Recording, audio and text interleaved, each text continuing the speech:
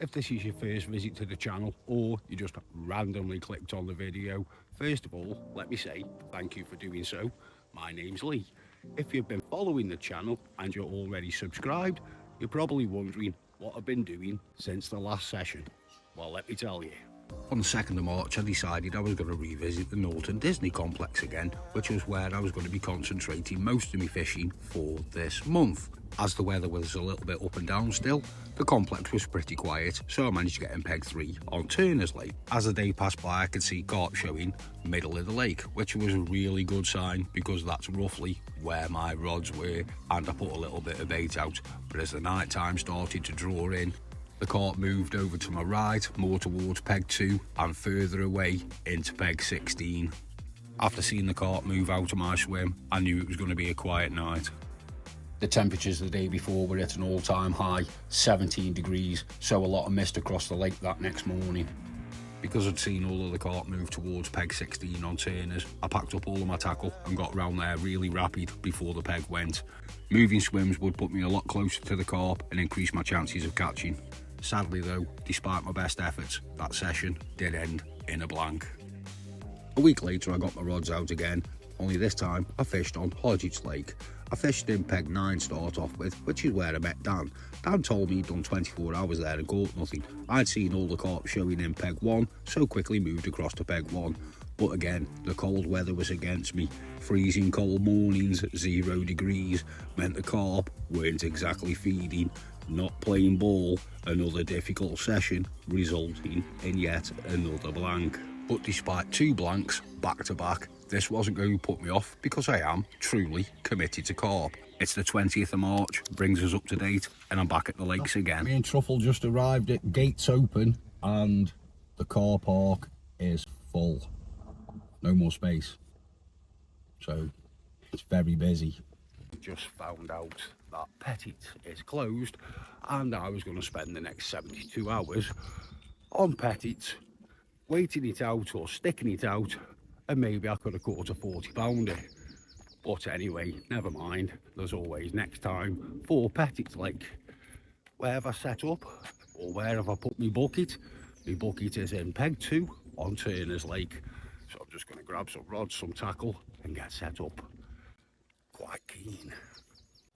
Over the past few visits, the carp in Turner's Lake have been held up on the far bank in peg 2, so it's going to be fishing at a bit of a distance, 80 to 100 yards. I don't mind because it gives me a good opportunity to brush up my casting skills. Right in the centre of the screen there, got a lovely oil slick coming up.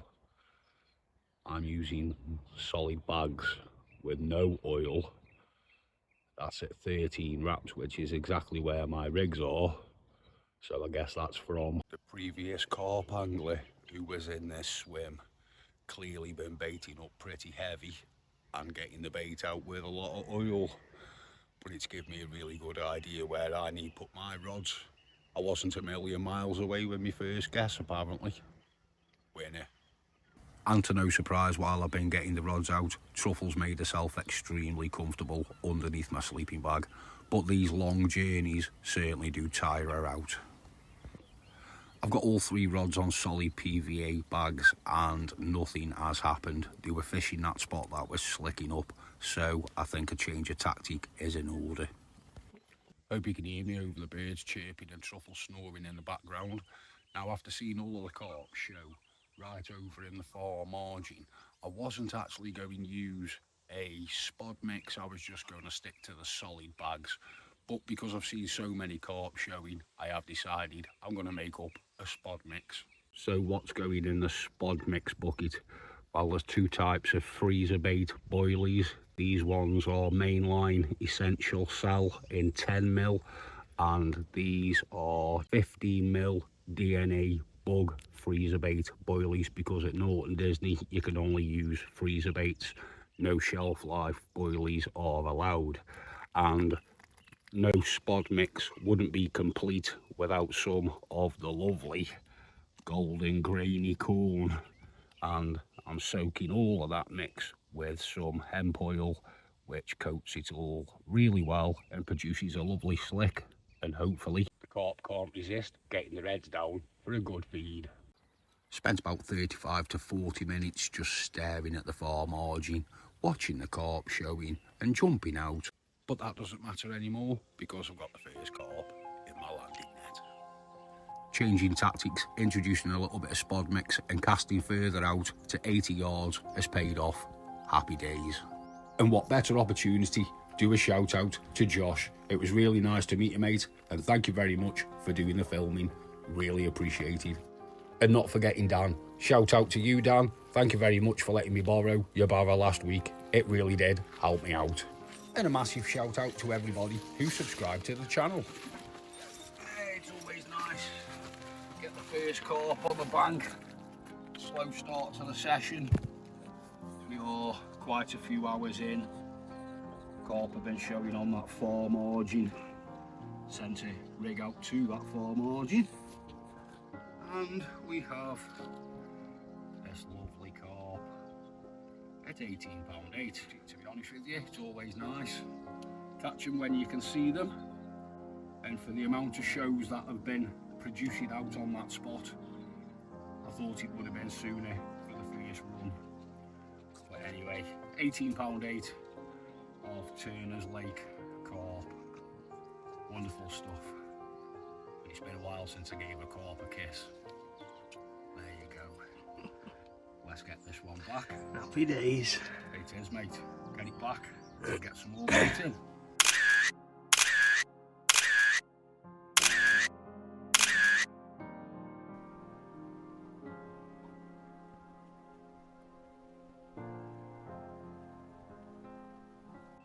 Two things I should mention, that if you're fishing at 80 yards or more, which is what I call a distance, and there are two important factors.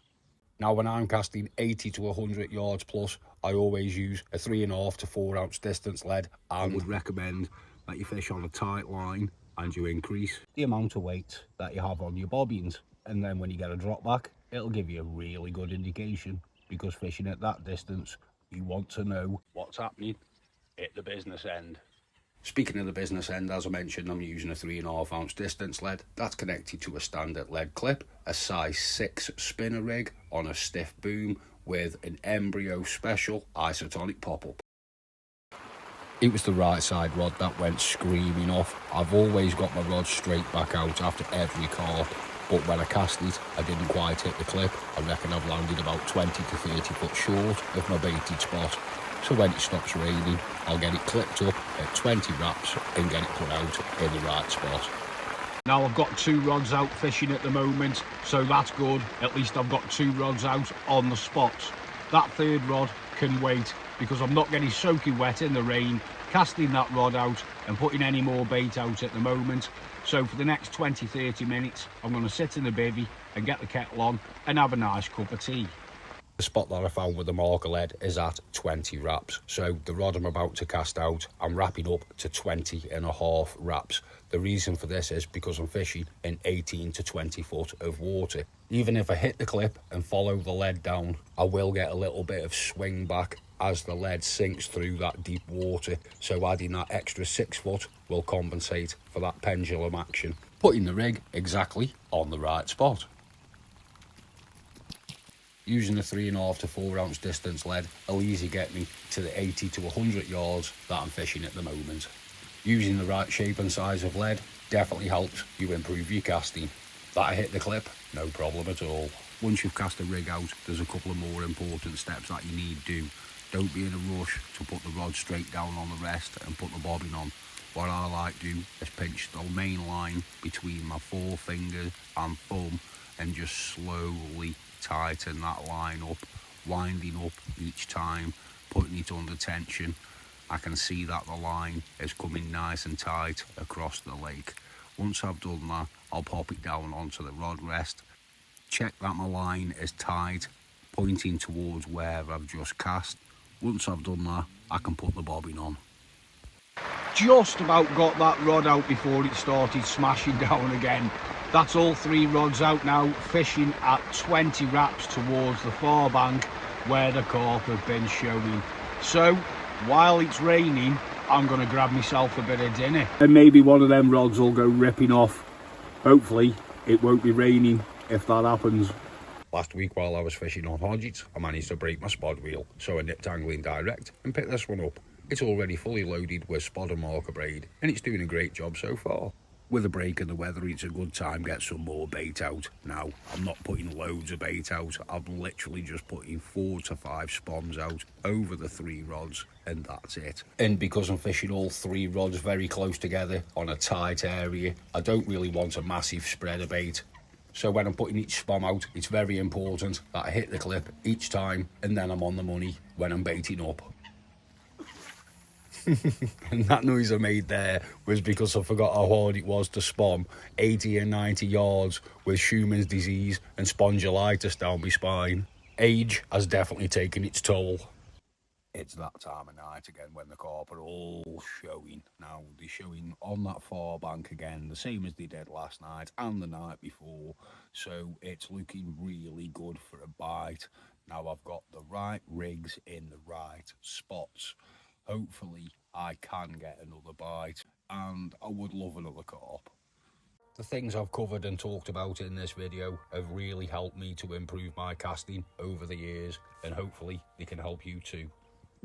With a few carp showing every couple of hours all through the night up until about 3 o'clock this morning, I actually can't believe I didn't get another run.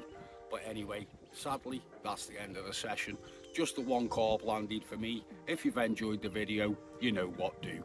If you want some more carpy content, click the video on the left. And if you want to subscribe to the channel, click the picture on the right. Thanks for watching. Committed to Carp, Bedtime Stories.